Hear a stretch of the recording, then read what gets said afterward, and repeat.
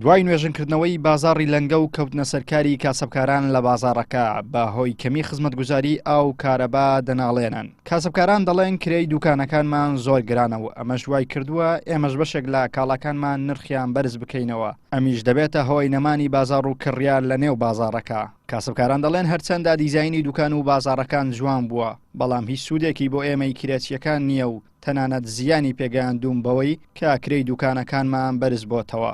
بازارمان خراپە، لە سەتا هەفتە بازارمان نەما، کرێشمان ڕواکە دەرنایە کە گاتە 20 مانگ ترسمان لێ دێت چکە پێمان کۆ ناکرێتەوە. حکومەتش بەڵێنی ئەوی داپمان کاکنێ چیر تا ئێستا هیچیان بۆ نەکردوین، شتەکانشمان پێ ناگا، قسەکانمان پێ ناگە، لەلایەنی ئەومانەوە قسەکانیمە پێی بگە، کرێچەکان هیچی بۆ نەکراوە.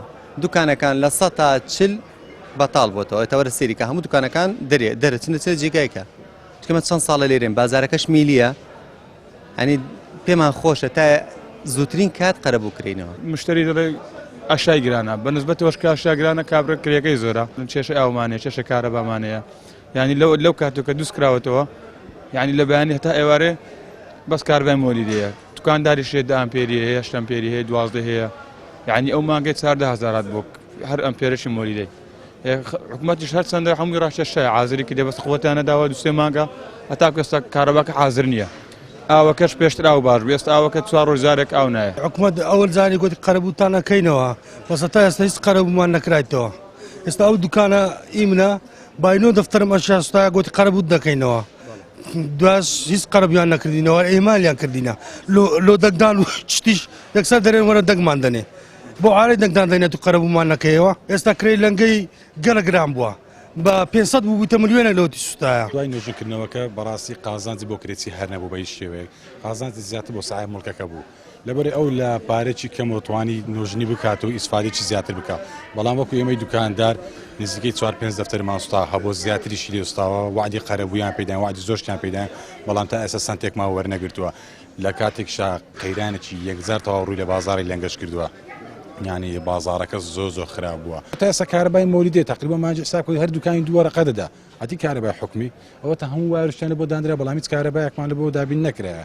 لە ڕووی شارەوانیشەوە بەخوا خۆمان با بڵێن جۆ گۆشتەکان خایان دەکەینەوە، تێدەکەی یەک کۆڵان یەک نەفەر خاین دەکاتەوە، ئەگە خۆمان هاوکاری نەکەین کەس نییە خانی کاتەوە. هەڵگوردووەلی ئەندازیاری نوێژنکردنەوەی بازاڕی لەنگە ڕایدەگەیەنێت هەر کاسبکارێک کرێی لەسەر گران کراوە یاخود لەلایەن خاوەن مولکەوە داوای لێکراوە کە دوکانەکە جێبەڵێت دەتوانێت داوایەک پێشکەشی قایمقامی شاری هەولێر بکات، بە دڵنیاییەوە لێپرسینەوە لەگەڵ خاوەنی مولکەکە دەکرێت. تا 1 ساڵ خاوەن مولک بۆی نییە نەکرێ گران بکە نە خاوەن دوکانەکە دەربکە و ڕایگەیان لە ماوەی چەند هەفتەیەکی داهاتوو کێشەی ئاو کارەباشیان بۆ چارەسەر دەکەین. بازارەکە بە شێوەیەکی ڕێک و پێک لە ماوەیەکی زۆر قیاسی بازارەکە تەواو بوو، ئەو هەموو گەڕانەوە سەر ئیشوکارەکانی خۆیان. سەبارەت بە گلەیەکان، سەبارەت بە تۆڕی ئاو، ئەمە سەرەتا لە دەستپێکردنی پرۆژەکان پێشووتر هەر سێ کۆڵان یەک ئیشتراکی ئاویان هەبوو. ئێستا هەر دوکانە و ئیشتراکەکی ئاوی خۆی هەیە، بەڵام ئێستا کە ئاو ناگاتە هەمووی دیارە پرۆسەکە زۆر بە تەواوی تەواو نەبووە، لەبەرەوەی مەسەلەن ژمارەی دوکاندارەکان زۆرن، بەڵام دایرەی ئاو ئێستا خەریکە پێوەری ئاو دەبەستی لەوەی ببیتە مەسەلەن بە شێوەیەکی ڕسمی بی پێوەری ئاویان لە بۆ دەبستی و ئاویان لە ماوەیەکی زۆر کەم پێدەگا. سەبارەت بە کارەباوە پێوەستە بە دایرەی کارەبا، بەڵام لە ئێستادا کۆمپانیایەک هاتیە پێوەری زیرەک لە بۆ هەموو دوکاندارەکان دادەندرێ.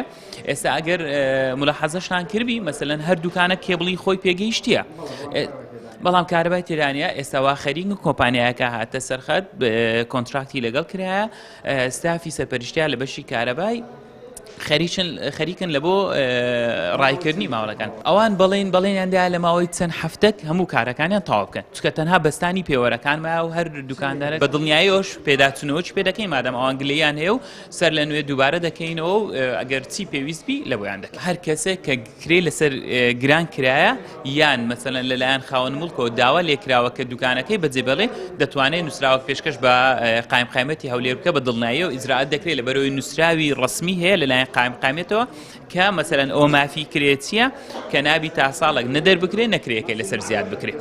دوای سووتانی 1654 دوکانی بازاڕی لەنگە بە وتەی لایەنی پەیوەندیدار سووتانی بازاڕەکە بەهۆی تەقینی گلۆپێکەوە بووە دواتر ئاگرەکە تەشەنەی کردووە و زیانێکی زۆر و بە نزیکەی 7 ملیار دینار بەر کاسبکارانی بازاڕەکە کەوت بەڵام تاوەکو ئێستاکە لە هیچ لایەنێکی پەیوەندیدار قەرەبوو نەکراونەتەوە دوای نوێژەنکردنەوەی دوکانەکان لە 1 مارس کاسبکاران گەڕانەوە سەر دوکانەکانیان و دەستیان کردەوە بازارکردنی کاڵەکانیان بەڵام بەداخەوە نزیک دەبینەوە لە ساڵێک بەسەر ڕووداوەکە بەڵام هێشتا کاسبکاران دەناڵێنن بەدەست کەمی خزمەتگوزاریەوە عیمران ئەمیر کەناڵی ئاسمانی پەیام هەولێر